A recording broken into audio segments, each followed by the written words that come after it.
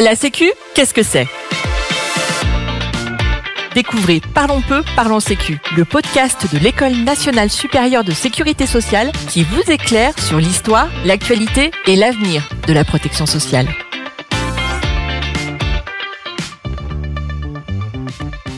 Bienvenue dans ce nouvel épisode du podcast dédié aux grandes questions de la protection sociale. Aujourd'hui, nous nous intéressons à un sujet au cœur des débats actuels, la financiarisation du système de santé. Pour nous éclairer sur cette thématique complexe et ses enjeux, nous avons le plaisir d'accueillir Gilles Nezosi, directeur du Centre de traitement informatique et conseiller scientifique de l'Institut des hautes études en protection sociale. Bonjour Gilles et merci d'être avec nous. Bonjour Julie. Au cours de cet épisode, nous allons décrypter ensemble les mécanismes, les défis et les conséquences de cette financiarisation sur notre système de santé. Alors pour commencer, expliquez-nous de quoi parle-t-on quand on utilise ce terme de financiarisation du système de santé ?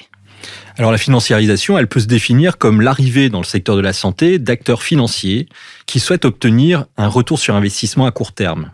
Parmi ces acteurs, on peut retrouver des acteurs du soin comme des chaînes de cliniques, des gros laboratoires de biologie, mais également des acteurs éloignés du monde de la santé comme des fonds de pension par exemple. Alors le phénomène de la financiarisation occupe une place de plus en plus importante au sein du système de santé. Entre 2021 et 2023, la valorisation totale des rachats d'offreurs de soins par des fonds d'investissement privés a dépassé les 180 milliards d'euros dans le monde. L'ampleur exacte du phénomène est toutefois difficile à appréhender dans sa globalité, faute en fait de données suffisantes et d'un manque de transparence sur la propriété réelle des entreprises. Vous mentionnez l'intervention d'acteurs financiers. Cela m'amène à la question suivante. Est-ce que cette financiarisation a un lien avec la présence d'un secteur privé ou libéral au sein du domaine de la santé ? Non, en fait, il ne faut pas confondre financiarisation d'un côté et secteur privé ou libéral de l'autre. En effet, historiquement, notre système de santé a toujours compté une part d'acteurs privés, qu'il s'agisse des professionnels de santé libéraux ou des établissements de santé privés, par exemple les cliniques. Et pouvez-vous nous expliquer dans quelle activité du système de santé peut-on constater ce mouvement de financiarisation ? Alors la financiarisation est un phénomène que l'on peut constater dans plusieurs secteurs de l'offre de soins. On peut citer deux secteurs traditionnels, le secteur de l'hospitalisation privée à but lucratif et celui de la biologie médicale. Au sein de l'hospitalisation privée, ce phénomène débute dans les années 1990 et s'accentue au cours des années 2000.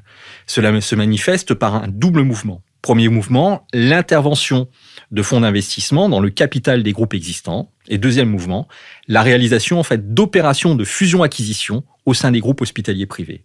Ce nouveau modèle de financement a progressivement imprégné l'intégralité du secteur, en parallèle du processus de concentration des cliniques au sein de grands groupes privés.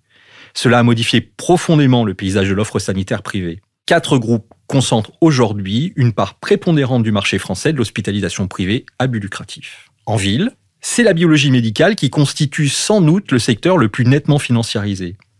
Cette spécialité est essentielle au diagnostic et au suivi des patients et nécessite un plateau technique complexe et coûteux, d'où l'intervention de fonds d'investissement. Il accroît par ailleurs son importance au fur et à mesure que la médecine a de plus en plus recours aux analyses biologiques. D'ailleurs, on l'a vu dernièrement avec le Covid et la multiplication des tests de dépistage qui ont particulièrement profité à cette analyse biologique. Et au-delà de ces deux acteurs ? Alors au-delà de ces deux acteurs, ce phénomène de financiarisation touche de nouveaux secteurs de l'offre de soins qui auparavant étaient gérés dans un but non lucratif. C'est particulièrement le cas des centres de santé. Ces derniers ont connu une croissance extrêmement dynamique ces dernières années. On en dénombre près de 3000 en 2023 contre 2000 en 2020. Alors 43% de ces centres de santé sont des centres dentaires. Et en fait, il faut avoir en tête que les activités dentaires, mais également les activités en ophtalmologie, requièrent des plateaux techniques importants qui nécessitent de procéder à des investissements coûteux. Tout cela se prête particulièrement au recours à des capitaux extérieurs et donc à la financiarisation. Le secteur des soins primaires, généralistes, constitue donc le segment le plus récent dans lequel opère la financiarisation. L'émergence de nouveaux acteurs spécialisés agissant dans ce secteur, autant que les rachats des centres par des grands groupes hospitaliers à but lucratif, sont des témoignages très concrets et très visibles de l'intérêt des investisseurs pour ces filières de santé. Très bien, et en parlant de ces transformations, quels sont les effets de cette financiarisation pour la qualité des soins ? Alors le fait que la production de biens et services médicaux soit liée à des enjeux financiers fait craindre 3 types de problèmes. Le premier est que les soins prodigués poursuivent des objectifs de rentabilité qui ne sont pas alignés avec le besoin des patients en termes d'accès et de qualité des soins. Second problème, cela touche à l'indépendance en fait des professionnels de santé dans leur capacité à exercer leur métier et donc à prodiguer leurs actes en fonction de leur jugement. Et enfin, dernier problème que je peux identifier, cela pose la question en fait du risque de sélection des patients et donc de tarification qui ne reposerait non plus sur l'activité, mais sur la pathologie ou sur l'âge par exemple. Et sur les régulateurs du système de santé, quels sont également les effets de cette financiarisation ? Alors cette situation, elle interroge bien entendu la capacité des autorités de tutelle à réguler et à contrôler le développement d'une offre financiarisée dans le respect des critères de qualité et de pertinence des soins et d'indépendance des professionnels de santé. Alors pour les structures de soins, cette qualité, elle doit être assurée par des procédures classiques telles que la certification ou l'accréditation des structures de soins. L'assurance maladie, à travers les relations conventionnelles avec les acteurs, le suivi de l'activité et l'intervention de son service médical, doit également contribuer à s'assurer de la qualité des soins. Enfin, l'indépendance des professionnels exerçant dans ces structures doit être assurée par les instances ordinales qui doivent s'en assurer. En complément des effets sur la qualité des soins et sur la régulation, identifiez-vous d'autres risques majeurs liés à cette financiarisation ? Oui, un des risques importants, c'est que l'accélération de la concentration de l'offre de soins présente un risque du point de vue géographique et donc de l'adéquation entre l'implantation de l'offre de soins financiarisée et les besoins de la population. En fait, en accélérant le processus de recomposition géographique de l'offre, la financiarisation peut accentuer la tension entre les enjeux d'efficience, d'accessibilité, de qualité et de sécurité de l'offre. L'impact de cette recomposition sur les conditions d'accès aux soins des patients et la qualité du service rendu demeure encore aujourd'hui très difficile à évaluer. Vous nous avez présenté des problématiques liées à la qualité des soins, à la répartition territoriale de l'offre de soins, mais cette financiarisation a-t-elle une influence sur les dépenses ? Alors cette question d'un lien entre financiarisation de l'offre de soins et évolution de la dépense est un point central pour les pouvoirs publics. Je rappelle que depuis 1997, la loi de financement de la sécurité sociale fixe annuellement le cadre de l'évolution des dépenses et propose des mesures pour tenter, en tout cas, de contenir leur progression. Ces mesures de régulation reposent sur les principes de la maîtrise médicalisée des dépenses de santé. Concrètement, dans le secteur hospitalier, c'est une politique de régulation prix-volume qui conduit à déterminer l'évolution des tarifs en lien avec la demande prévisionnelle de soins. Pour la médecine de ville, l'évolution des tarifs conventionnels dépend d'une négociation tous les 5 ans entre les représentants des professions de santé libérale et la Caisse nationale d'assurance maladie. Alors dans ce contexte, l'appréciation de l'impact de la financiarisation sur les dépenses de santé relève en fait de 2 interrogations qui sont encore complètement ouvertes.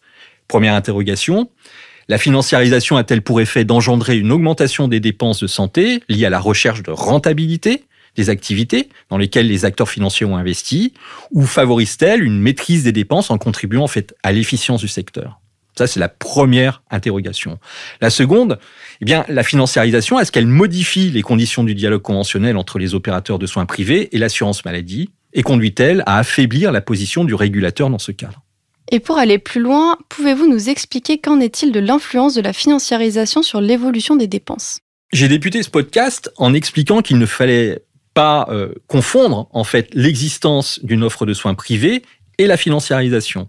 Il est donc parfois difficile de distinguer les effets susceptibles de découler de l'un ou l'autre de ces phénomènes. Alors s'il est vrai que des affaires médiatisées, notamment dans les cliniques dentaires ou ophtalmologiques, ont rendu suspectes les intentions de certains opérateurs, en révélant notamment l'existence de pratiques commerciales illicites, de détournements de nomenclature, elles ne sont pas pour autant, en tant que telles, une conséquence de la financiarisation. En revanche, la financiarisation semble pouvoir les favoriser en exerçant une pression à la rentabilité.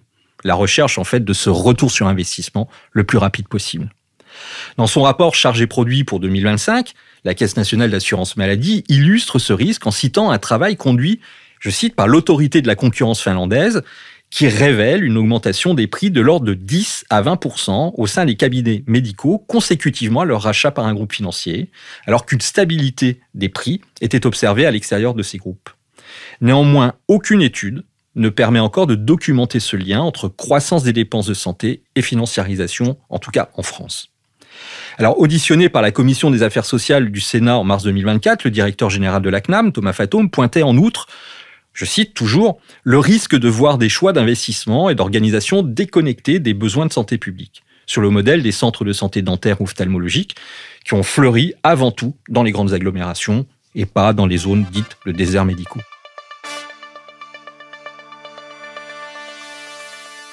Pour conclure cet épisode, quel premier bilan pouvons-nous dresser de cette financiarisation de notre système de santé et quelles seraient selon vous les perspectives ? Alors d'abord, pour éviter des amalgames, je rappellerai en conclusion que la coexistence d'une offre plurielle, publique, privée à but lucratif et privée à but non lucratif, vise un optimum de fonctionnement du point de vue de la dépense et de la qualité du service en santé. De même, les transformations des techniques médicales nécessitent le recours à des plateaux techniques de plus en plus sophistiqués et donc coûteux, qui obligent en fait à un apport financier de capitaux. Je rappelle également que le législateur a autorisé ces évolutions. Pour autant, il faut encadrer ce phénomène et pour cela s'assurer que les autorités de tutelle, les agences régionales de santé, les caisses primaires d'assurance maladie notamment, aient la capacité de réguler et de contrôler le développement d'une offre financiarisée dans le respect des critères de qualité et de pertinence des soins. Alors clairement, se pose aujourd'hui le problème de la montée en compétence de ces institutions dans des secteurs qui ne sont pas les leurs, comme l'analyse financière ou le droit des affaires par exemple. Il faut absolument créer et renforcer l'expertise dans ces domaines.